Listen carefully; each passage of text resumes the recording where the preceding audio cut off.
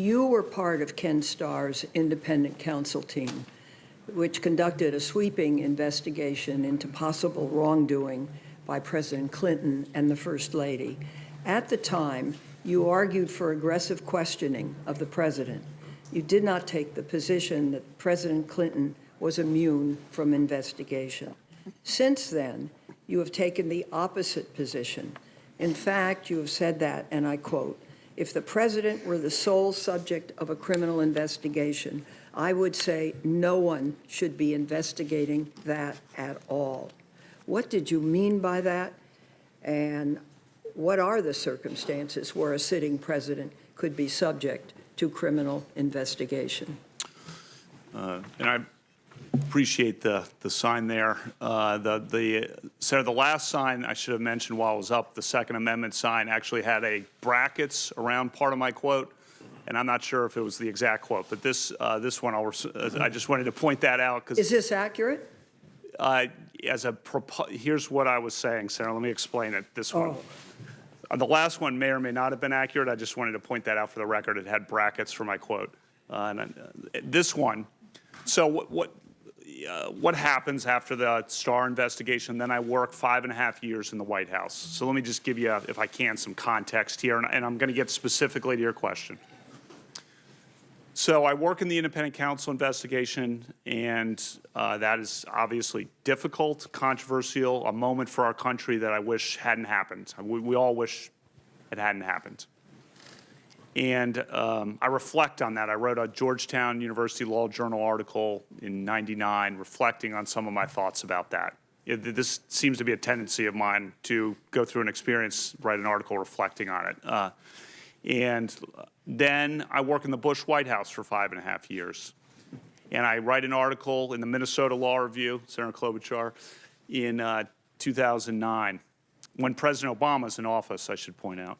And I reflected on a number of things I had learned working in the independent counsel office and then working in the White House. And I thought there were a number of things Congress could take a look at that I had experienced.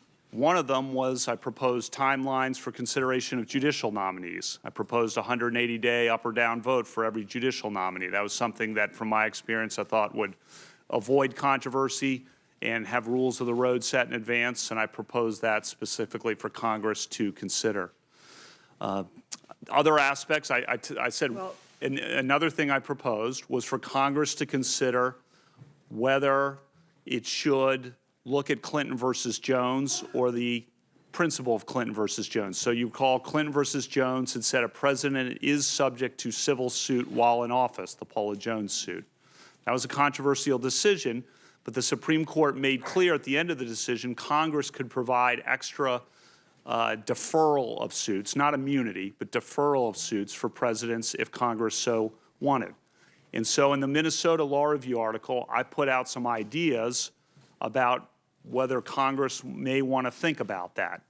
And why did I do that? I think Senator Durbin asked yesterday, what changed that made me think about that from the time? What changed was September 11th. That's what changed.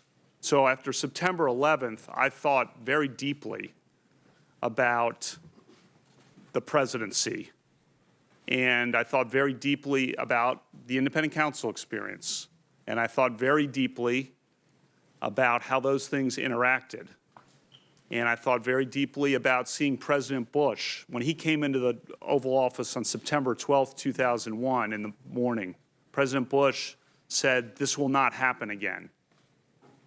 This will not happen again." And he was of single-minded focus. Every morning for the next 7 years for President Bush was still September 12, 2001. Single-minded focus. And then thinking back to the independent counsel experience in August of 1998. So I proposed some ideas for Congress to consider. Here's the bottom line point. There were ideas for Congress to consider. They were not my constitutional views. If a case came up where someone was trying to say this is a constitutional principle, I would have a completely open mind on that, because I've never taken a position on the Constitution on that question. I've only put out proposals for you all to study, to think about the balance of a president fighting a war, leading a war, and a president subject to, say, ordinary civil lawsuits as in the Clinton versus Let me Jones ask case. you, you're becoming very good. You're learning to filibuster. But let me ask this question precisely. The Supreme Court has unanimously ruled that a president can be required to turn over information. It upheld the subpoena for the tapes of Oval Office conversations that revealed President Nixon's efforts to cover up the Watergate break-in. This, as you know, was U.S. v. Nixon. You have said that the Nixon case might have been wrongly decided.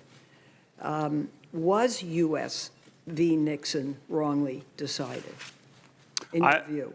So that quote is not in context and is a misunderstanding of my position that's up there. I have repeatedly called U.S. v. Nixon one of the 4 greatest moments in Supreme Court history. So I've called that, the 4 I've always identified are Marbury versus Madison, Youngstown Steel, Brown versus Board of Education, and United States versus Richard Nixon. And why have I, Brown versus Board, by the way, the single greatest Was moment. it rightly decided? So I have said that, I've said yes, that the court's holding that a criminal trial subpoena to a president in the context of the special counsel regulations in that case for information, a criminal trial subpoena for information under the specific regulations in that case, I have said that holding is one of the 4 greatest moments in Supreme Court history. So not only I can explain how that misunderstanding came up, because I know there was a news story about that, and that's just not correct impression of my views. My views have been consistently. Why was it one of the greatest moments? It was one of the greatest moments because of the political pressures of the time. The court stood up for judicial independence in a moment of national crisis. That's what the Supreme Court, we need the Supreme Court to decide the things we can foresee. But one of the things that's really important for the Supreme Court, we're going to have crisis moments at the Supreme Court on things we can't even predict. And we need people on the Supreme Court who are prepared for that. And U.S. v. Nixon is... My time's going to run out very quickly. Let me just ask you this. Can a sitting president be required to respond to a subpoena? So that's a hypothetical question about what would be an elaboration or a difference from U.S. v. Nixon's precise holding. That's right. And I think going with the Justice Ginsburg principle, which is really not the Justice Ginsburg alone principle, it's everyone's principle on the current Supreme Court.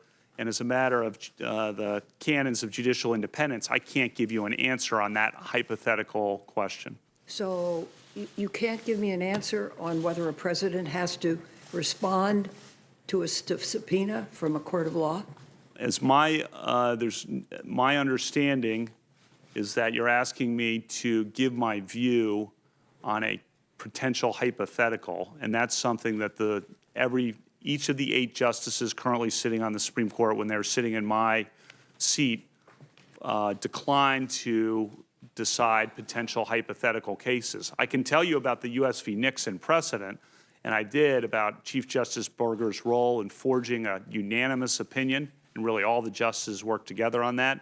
But Chief Justice Burger, who had been appointed by President Nixon, writes the opinion in U.S. v. Nixon, 8-0, Rehnquist was recused, 8-0, ordering President Nixon to disclose the tapes in response to a criminal trial subpoena.